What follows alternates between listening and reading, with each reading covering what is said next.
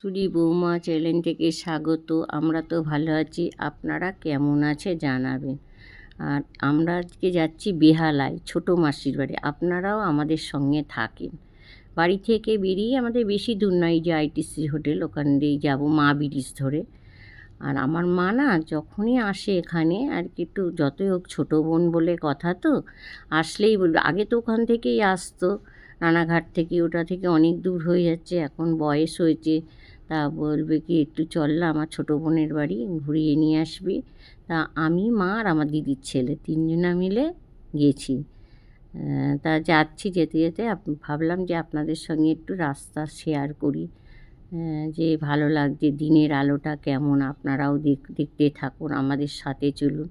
আকাশটা দেখুন কি দারুণ লাগছে না, মনে হচ্ছে যেন এত সুন্দর। আর বৃষ্টি তো হচ্ছে সামান্য সামান্য, আবার কমে যাচ্ছে।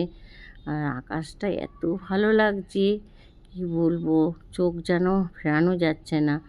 আর ওই যে একটা দেখছেন না, ডান দিকে যে হোটেলটা, উপরটা কিন্তু সুইমিং পুল। আর আমার ছাদ থেকে, বাড়ির ছাদ থেকে দেখা যায় এগুলো সব, সামান্য একটুখানি। আর হেঁটে আসলে হয়তো আমাদের আর কি সায়েন্স সিটি, ওই যে সায়েন্স সিটির চূড়াটা দেখলাম, আমাদের বাড়ি থেকে হয়তো 5-10 মিনিট লাগবে হেঁটে আসলে সায়েন্স সিটি। আর আমরা তো রাস্তা দিয়ে আসছি ঘুরে, আপনারাও দেখতে থাকুন। এবার একটু পথঘাটগুলো দেখুন কলকাতার কেমন। গোলকধাঁধা, সেই কলকাতা বলে না গোলকধাঁধা, তাই হয়েছে। এখন তো উপর দিয়ে রাস্তা, নিচে দিয়ে রাস্তা, চারিদিকে। এই যে আমরা মাসির বাড়ি চলে এসেছি। আর আমার মাসি না, এই ছোটো মাসি আমার বড়দির বয়সী, কিন্তু মাসির একটু শরীর খারাপ হয়, মাথা একটু ইয়ে আছে, তাই মাঝে মাঝে খুবই। আর মেসোমশাই তো খুবই ভালো, মেসোমশাই আগে ট্যাক্সালে চাকরি করতো। আর মেসোমশাই হাঁটু অপারেশন করতে, হাঁটু সেই বল নাকি ওটা পাল্টেছে, তাই একটু মেসোমশাইয়ের সঙ্গেও দেখা হয়ে গেল, ভালোই হলো আমাদের। আর ভালো লাগলে, ছোটো মাসি তো আগে খুব ভালোবাসতো আমাদের মাসি, এত পড়াশোনায় খুব ভালো ছিল, গলা শিখেতো, গানে যেমন গলা ছিল, গান করতো। এখন তাই মাসিকে দিচ্ছি আর মনে পড়ছে, মাসি পুরো অন্যরকম হয়ে গেছে, সেই মাসি আর নেই। মাসির সাজগোজ খুব সুন্দর ছিল। আর এখন মাসি দেখো যেন মনে হচ্ছে নিজেকে, আমাদেরকে আগে মাসি এত ভালোবাসতো, আর আমাদের বাড়ি এসেও থাকতো, নিয়ে দেখেন দেখুন দুই বোন একটু গল্প করছে, আপনারাও একটু গল্প শুনুন।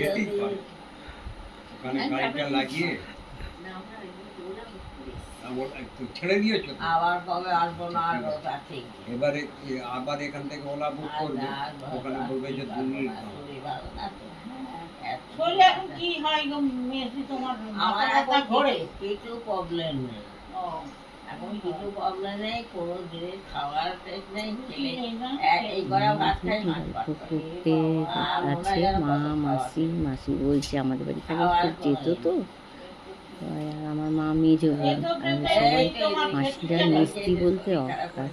আমার বাবাকেও ভালোবাসতো, কিন্তু বাবা তো অনেক দিন আগেই চলে গেছে, আজ প্রায় 18-19 বছর হলো বাবা চলে গেছে। বাবাকে সবাই ভালোবাসতো। 86 বছর বয়স। দুই বোনের থেকে গলা, আগে তো দুই বোনকে গলা জড়িয়েছি, কেঁদে নিলে অনেকক্ষণ অনেকক্ষণ গল্প হচ্ছে। অনেকক্ষণ 3-4 ঘন্টা আবার চলে এসেছি। মাসি তো সে আসতেই দেবে না, বলছে থাক থাক। আর মাসির ছেলেরও একটা অন্যদিকে ফ্ল্যাটে থাকে, ওদেরকে না জানিয়ে আমরা গেছি। আর ছোটোটা গেছে বললো বাপের বাড়ি, ওর ছেলের ভ্যাকসিন আছে। তা আমাদের আসার সময় আবার রাস্তায় দেখাও হলো, মাকে তো প্রণাম করবে, ছাড়বে না, মাসি চলো মাসি চলো, আমাকে বলছে দিদি চলো, আমাকে না রে এখন যাবো না, অন্য সময় আসতে হবে। মেজে মাসি এসছে, আমার কি ভালো লাগছে ভাই বলছে। অনেকক্ষণ বসে গল্প করছি, মাসিদের গল্প আর শেষ হচ্ছে না। আমি নিজে না ফটোর মধ্যে রেখে দিই দুই বোনের গল্প, অনেকদিন এটা একটা স্মৃতির ইয়ে থাকবে, তাই জন্য।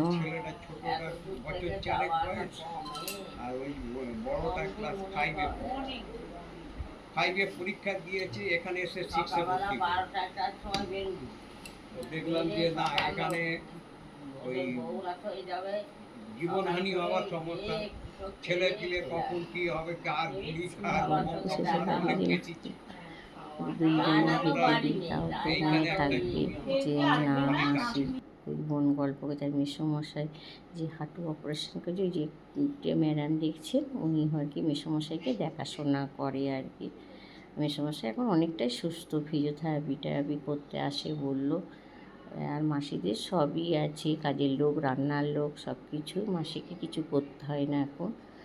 আর বৌমাও যেহেতু রান্নার লোক, বৌমাও ওদের মাসিদের 2-3টে কম্পিউটারের দোকান, ওই জন্য বৌমাও যায়, ছেলেও যায়।